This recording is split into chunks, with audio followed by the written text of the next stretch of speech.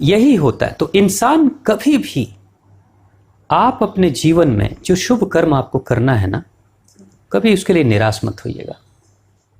एक बार क्या हुआ, एक बुजुर्ग सा साधु सन्यासी अपने बागीचे में वो आम का पेड़ लगा रहा था।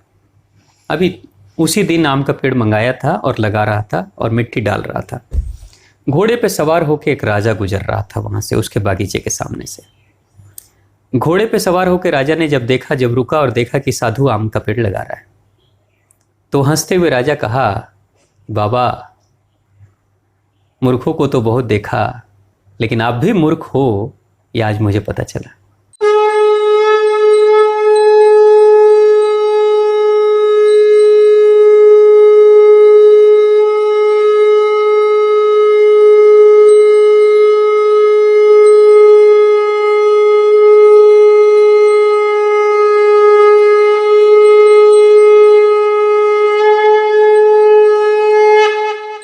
ओम श्री कालिके शुभदेवी सूर्यकूट निवासने रक्षमार्त महामाय विश्वरूपे नमस्तुते।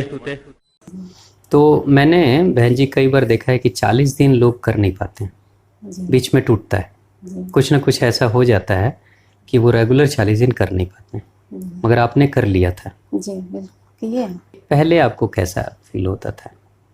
शांति मिलती थी जैसे। अच्छा जी, और कुछ काम ऐसे थे जो कि मतलब लगता था कि मुश्किल है, वो आसान लगने लगा थोड़ा। अच्छा, धीरे धीरे वो काम हुआ? जी हो गया। जी। अच्छा, मतलब लग रहा था कि मुश्किल काम है लेकिन हो गया। हो गया, मतलब बहुत इजीली हो गया, मतलब एकदम पता ही नहीं चला कि कैसे हो गया इतने आसानी से। अच्छा, यही होता है आध्यात्मिक यात्रा में, इंसान की आत्मा की शक्ति बढ़ जाती है। जी। फिर क्या होता है कि अब जैसे आप देखिए, मान लीजिए एक छोटा बच्चा है और उसके सर पे 1 किलो का वजन रखा जाए, अब बोला जाए चलो, मुश्किल होगा थोड़ा, उसके लिए तकलीफदेह है 1 किलो का वजन उठाना। लेकिन एक बच्चा 15 साल का है, उसके सर पे 1 किलो रखा जाए, कोई फर्क नहीं पड़ेगा ज़्यादा। 25 साल का हो तो और कोई फर्क नहीं पड़ेगा, कम वजन हो जाएगा। आध्यात्मिक यात्रा में यही होता है कि आपके जिंदगी के बोझ उतने ही हैं, आपकी शक्ति बढ़ जाती है, झेलने की शक्ति। अब लगता है ठीक है, हो जाएगा, ये कोई समस्या है, इसकी भी उम्र है, एक दिन ये भी समस्या आएगी, खत्म हो जाएगी। हाँ, ये तो बल मिलता है। ये जो बल है ना, यही आत्मा की ऊर्जा है, ये सबसे बड़ी शक्ति है। आप जरा सोचिए एक बात, आप इस जन्म में जब आपने जन्म लिया, पिछले जन्म की तो कोई चीज़ लाए नहीं, पिताजी की प्रॉपर्टी, अपनी प्रॉपर्टी, पिछले जन्म में भी तो आपकी कुछ प्रॉपर्टी तो रही होगी ना, फैमिली तो हुआ ही होगा, बच्चे तो होंगे, सब लोग होंगे, कहीं घर तो होगा, हम सब के घर होंगे। हम लोग छोड़कर चले आए, नील होकर आए, एकदम ज़ीरो, कुछ नहीं, ठीक है, ज़ीरो से आ रहे हैं। और उसके बाद से फिर से हम धीरे धीरे बढ़ते बढ़ते इस मुकाम पे पहुँचे हैं कि अपना व्यापार रोज़गार है, अच्छी फैमिली है, बढ़िया घर है, सब कुछ अच्छा है, बच्चे सब लोग अच्छे हैं। आप अपने ही मित्र की तुलना करिए, जिन बच्चों के साथ आप पढ़ाई करते थे क्लास में, स्कूल में, क्या उनकी स्थिति आपके लेवल पे है? बहुत बच्चे होंगे जो आपके लेवल से नीचे हैं, बहुत सारे लोग नीचे हैं, कुछ ऊपर भी हैं, कुछ ऊपर भी होंगे, कुछ नीचे भी होंगे। जबकि एक ही शिक्षक पढ़ा रहे थे आपको भी और उनको भी, एक ही स्कूल, वही ड्रेस, सब कुछ वही। आप इतने ऊपर आ गए, वो अभी नीचे हैं। वो भी व्यापार करने की कोशिश किए होंगे लेकिन उनका नहीं चला, आपका चल रहा है। आखिर क्या बात है कि जिस काम को आप कर रहे हैं, दुनिया में सैकड़ों हजारों लोग कर रहे हैं, लेकिन वो बहुत सफल नहीं है, लेकिन आप उसमें सफल हैं। तो ये जो चीज़ें होती हैं ना, आखिर ये होती कैसे? शरीर तो आप सभी इंसानों का वही हाथ पैर, वही आंख नाक कान सबके एक ही जैसे हैं, तो क्या बदलाव है? ये जो अलग है वो आत्मा है, वही सिर्फ आत्मा है। पिछले जन्म की सारी दौलत आपके पीछे रह गई, सारे रिश्ते पीछे रह गए, सारा घर पीछे रह गया, सारी प्रॉपर्टी, जमीन सब पीछे, मगर आत्मा आपके साथ आई है। आत्मा आपके साथ आई है, मगर आत्मा के साथ आया क्या? भाव। आप देखिए इस दुनिया में आज के समय में पूरे पृथ्वी को देख लिया जाए, कोई इंसान ऐसा नहीं मिलेगा आपको जो 100% सही होगा, एक भी इंसान नहीं मिलेगा। और ऐसा भी इंसान आपको नहीं मिलेगा कि 100% गलत ही होगा, ऐसा भी नहीं मिलेगा। वो चाहे चोरी ही क्यों ना करता हो, उसमें भी जरूर कुछ अच्छाई होगी। वो डकैती क्यों ना करता हो, उसमें भी जरूर कोई अच्छाई होगी। तो जो आत्मा है, हमने अपने पूर्व जन्मों में जो अच्छे कर्म किए, उसका पवित्र भाव आत्मा के साथ चिपक जाता है। दौलत, रिश्ते, नाते सब छूट गए, मगर वो पवित्र भाव आ गया। जो अच्छे कार्य आपने पिछले जन्म में किए वो सब आया। अब वो जो आपने कर्म किया ना, तो आपने क्या किया? कर्म के माध्यम से वो खास भाव को उत्पन्न करके आपने जन्म दे दिया। तो पिछले जन्म की कमाई कैसे आपके पास आती है? जैसे 100 गायों का झुंड है, 100 गौ माताएं हैं, लेकिन अगर उन गौ माता के किसी बछड़े को खोला जाए तो 100 में से अपनी मां को ढूंढ लेता है। वो किसी भी मां के पास दूध नहीं पिएगा, वो ढूंढेगा और ढूंढ के अपनी मां तक पहुंचेगा। जो जन्मदाता है, जो जिसने जन्म दिया, उस तक वो बच्चा चला जाता है। तो हमारे जीवन का जो कर्म है, शुभ या अशुभ दोनों, अच्छा कर्म करें चाहे बुरा करें, दोनों हमारे बछड़े जैसा है जो ढूंढेगा। किसको ढूंढेगा? जन्मदाता को। जन्म किसने दिया? कर्म अच्छा किया तो अच्छा बछड़ा ढूंढेगा, बुरा कर्म किया तो बुरा वाला बछड़ा ढूंढेगा। और ढूंढते ढूंढते आएगा अपने ही जन्मदाता के पास। पिछले जन्म में शरीर तो छूट गया, कर्म भी पीछे ही रह गया। जो कर्म हम लोगों ने पीछे किया तो पीछे छूट गया, लेकिन उस कर्म के साथ एक भाव था, क्योंकि बिना भाव के आप कोई कर्म करेंगे ही नहीं। मान लीजिए आपके मन में भाव जगा, मन में इच्छा हुई कि आज मैं गरीबों को खाना खिलाऊंगा, ऐसी इच्छा हुई, लेकिन गरीबों को खाना खिलाने के वक्त उससे पहले कई दिनों से आपके मन में ये भाव जग रहा था कि मैं असहाय गरीबों को खाना खिलाऊं, भाव जगह तक कई दिनों से। तब जाके एक दिन आपने प्लान किया, सबसे आपने बातचीत की और हुआ कि सोमवार को, रविवार को किसी एक दिन भोजन कराएंगे, और प्लान किया, आप जाकर भंडारा आपने करा दिया।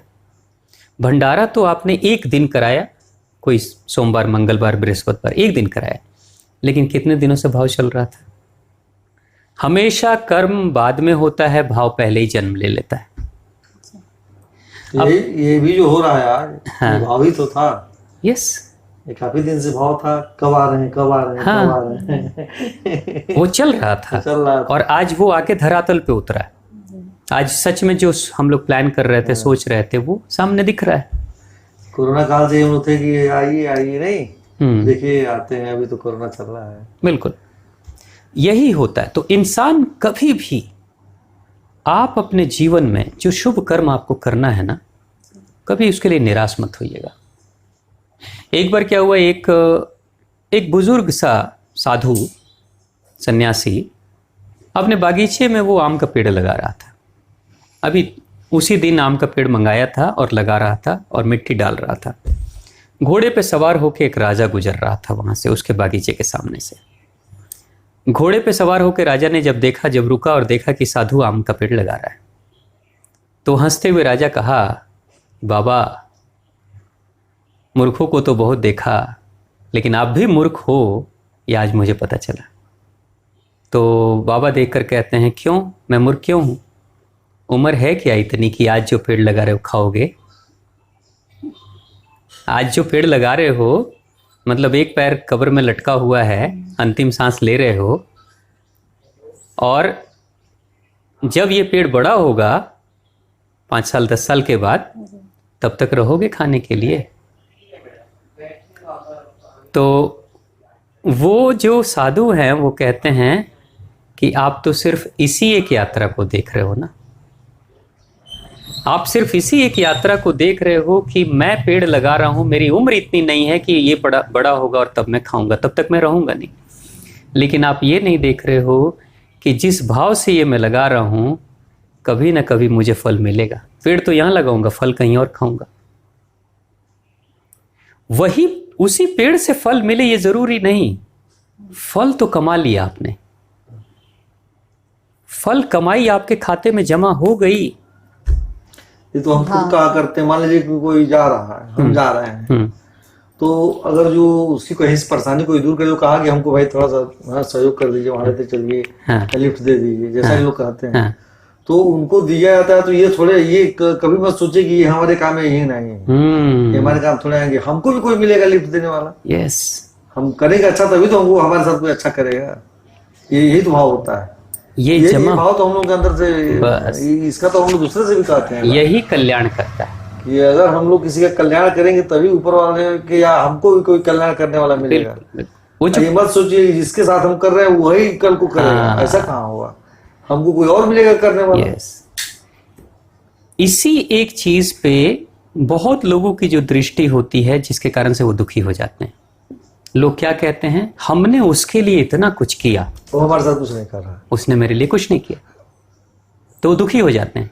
वो भूल जाते हैं कि आप नेकी आपने किया तो उस नेकी को भगवान के खाते में जमा कर लिया गया। जिस दिन आपको जरूरत पड़ेगी उस दिन आपको मदद मिल जाएगी। लेकिन इंसान क्या सोचता है, उसी से मदद मिले जिसको मैंने मदद किया। ये थोड़ी हो सकता है, ये गलत सोच। पता नहीं वो मदद देने लायक है कि नहीं है, पता नहीं उसकी अपनी क्या भाव है, सोच है। सिंपल वही बात है कि कर्म प्रकट कहीं और होता है, लेकिन भाव कहीं और स्टोर होता है। भाव दिखता नहीं लेकिन स्टोर हो गया। भाव का खाता कहीं और है और कर्म का खाता कहीं और है। उसी भाव का प्रतिफल मिलता है फिर। यस। और ये कभी भी अपनी मां को भाव ढूंढता है। कर्म पीछे रह गया। मान लीजिए आपने पिछले जन्मों में भी तो बहुतों को भूखों को खाना खिलाया होगा, वो सब पीछे रह गया, वो लोग पीछे रह गए, वो भोजन पीछे रह गया। लेकिन जिस भाव से खाना खिलाया वो पीछा छोड़ेगा नहीं आपका, कभी भी नहीं।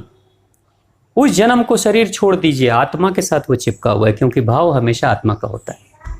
इसलिए भाव से भगवान, जैसे ना भगवान से मिलना, यानी भाव जगाओ, भगवान से मिल जाएंगे। जो भाव का मालिक है वो भगवान है। यही कारण है कि एक ही कक्षा में पढ़ने वाले अनेक बच्चे हैं, लेकिन कुछ बच्चे बहुत बड़े हो जाते हैं, कुछ बच्चे बहुत छोटे रहते हैं, कुछ बच्चों को बहुत संघर्ष करना पड़ता है, कुछ को बिना संघर्ष किए भी बहुत चीज़ें मिल जाती हैं। ये कमाई आपके साथ चल रही है। अभी जो आप कर रहे हैं, जैसे मंत्र जाप जी, और मन को पवित्र करके मंत्र जाप, बहन जी आपको कितना कठिन हुआ होगा अपने शत्रुओं के लिए प्रार्थना करना? ईमानदारी से बताइए। मन करता था शुरुआत में? जल्दी नहीं उतरता होगा। जल्दी नहीं उतरता, लेकिन फिर धीरे धीरे जब करने लगे तो कठिन काम है जी, कठिन है थोड़ा। मतलब मैंने कई लोगों को कहा, मैं खुद इस प्रयोग को जब मेरे गुरुजी ने मुझे बताया और जब मैंने सोचा तो मैंने क्यों, मैं दूसरों के लिए क्यों करूं, और खास तौर से उनके लिए जो मेरी क्षति चाहते हैं, मेरा नुकसान चाहते हैं, मुझे तकलीफ में डालना चाहते हैं, उनके लिए मैं प्रार्थना क्यों करूं? ये तो बिल्कुल कहते हैं कि मानव प्रकृति के विपरीत है, विरुद्ध है। तो गुरुजी ने कहा ना, यही तो करना है। ये तो चक्र है कि क्रोध के बदले क्रोध, ईर्ष्या के बदले ईर्ष्या, बेईमानी के बदले बेईमानी। ये तो चक्र है, ये तो मानव की प्रकृति है। तुम इस चक्र को तोड़ दो, इस चक्र को तोड़ के देखो। तो जब उन्होंने कहा, मैंने करना शुरू कर दिया। कुछ दिनों के बाद ऑटोमेटिक माता रानी ने संदेश दिया, बताया, देखो क्या होता है अगर तुम नहीं तोड़ते तो क्या होता है। तुम दूध और नींबू मिलाए चले जाते थे, रोज यही कर रहे थे सालों से। हुआ क्या, तुम अपने ही दूध को रोज फाड़े चले जा रहे थे, रोज। और फिर कहते थे, हमने इतना कुछ किया, मेरी तो किस्मत खराब है, ना भगवान सुनते हैं ना कुछ होता है, छोड़ दो। इसलिए बहुत लोग आस्तिक होते हुए भी उम्र के खास पड़ाव में नास्तिक हो जाते हैं, कुछ नहीं होता। फिर वो बोलते हैं बहुत पूजा पाठ किया, बहुत किया, कुछ नहीं होता, सब बेकार है, सब अंधविश्वास है। क्योंकि भगवान नहीं आकर बोलते हैं, भगवान आपको कभी भी सामने बैठ के ऐसे नहीं बात करेंगे और बोलेंगे कि बेटा तुम्हारी गलती कहाँ हो रही है, नहीं बोलते।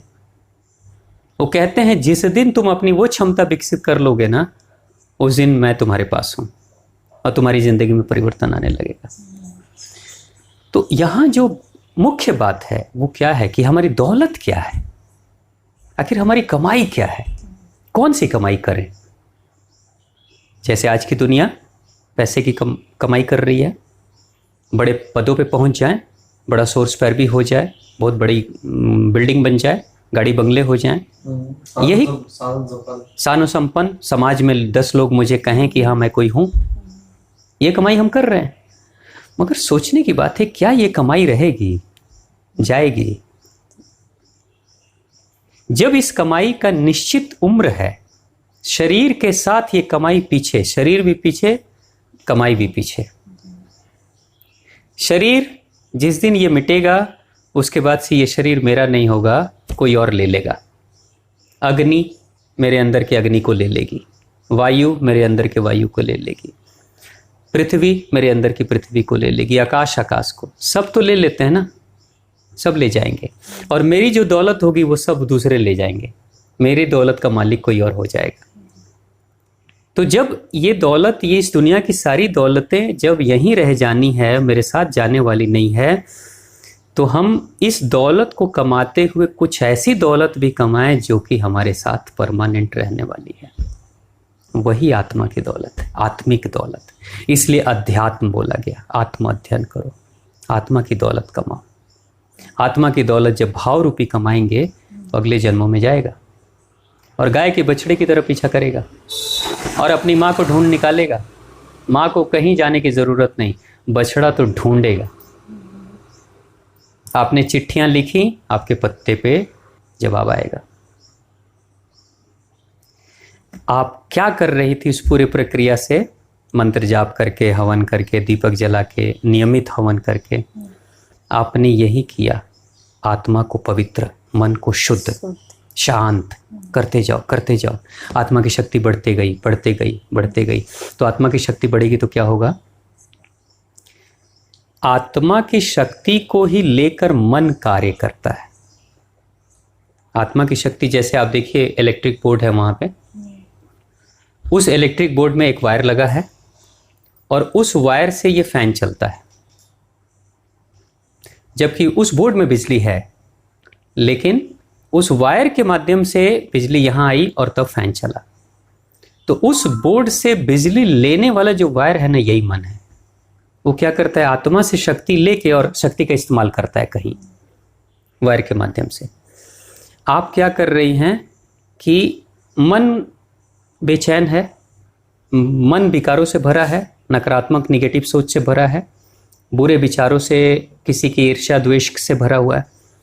तो हमेशा मन पवित्र ऊर्जा को लेता है और बुराइयों में खर्च कर देता है। लेकिन आपने क्या किया कि नहीं, अब बुराई नहीं करनी। कोई कर भी देता है तो भी नहीं करेंगे, नहीं किया। तो यहाँ का पवित्र ऊर्जा और मन की पवित्र ऊर्जा बची हुई है, इसने भी खर्च नहीं किया। अब धीरे धीरे आपकी ऊर्जा बढ़ेगी। आपने बंद कर दिया ना, लीकेज बंद कर दिया। अब जैसे जितने भी बुरे विचारों के कारण से, बुरी गतिविधि और बुरे सोच के कारण से जो ऊर्जा का लीकेज हो रहा था, ऊर्जा बर्बाद हो रही थी, बस आपने बंद कर दिया। जैसे ही टंकी के लीकेज को आप बंद करेंगे, वैसे ही टंकी का पानी ऑटोमेटिक बढ़ने लगेगा। लीकेज बंद कर दो। मन को पवित्र करने का मतलब कि आत्मा की बहती हुई ऊर्जा के लीकेज को हम बंद कर देते हैं। इतना ही कर देना, बाकी तो भगवान तो बढ़ा ही देंगे। फिर तो आप छोटे से साधारण से इंसान हैं, अचानक से आपको लगेगा अरे मेरे रुके हुए काम हो रहे हैं, जो मैं नहीं, मेरे लिए बड़े कठिन काम थे वो तो बैठे बैठाए हो रहे हैं। कैसे हो रहे हैं? आत्मा की ऊर्जा बढ़ी, आपकी शक्ति बढ़ी, काम होने लगा। लेकिन ये माया बड़ा विचित्र है, ये समझ में आता नहीं। आप देखिए 2 साल पहले कथा हुई थी ना, 2 साल, तीसरा साल, 3 साल पहले कथाओं में जो बातचीत हुई, ये तो कथा में ये सारी बातें हुई। लेकिन ये बातें कितनी समझ में आती है, कितना भरोसा होता है। कथा में ये सब बातें होती हैं। लोग इधर से सुनते हैं, इधर से निकल जाए, हाँ ठीक है। दिमाग में एक बात रहती है, कथा सुनना चाहिए, कथा सुनना चाहिए, कथा सुनने से कल्याण होता है। सिर्फ कथा सुनने से कल्याण नहीं होता, सुनो उसको, उस प्रयोग को करो, तब जीवन में परिणाम दिखते हैं। अगर मैं आपको शुरू में कहता कि बहन जी आप ये करो और ये ऐसा ऐसा होगा आपके साथ, तो आपको भरोसा ही नहीं होता कि सच में ऐसा होगा क्या। लेकिन हुआ ना, जब हो गया तो आप देखो, आपका मन कहता है हाँ ये होता है। अब अगर इसी बात को अगर आप किसी और से कहोगे तो बहुत ही कॉन्फिडेंस से कहोगे, और वो भी हो सकता है बहुत विश्वास के साथ आपकी बात को मान ले। करके देखते हैं।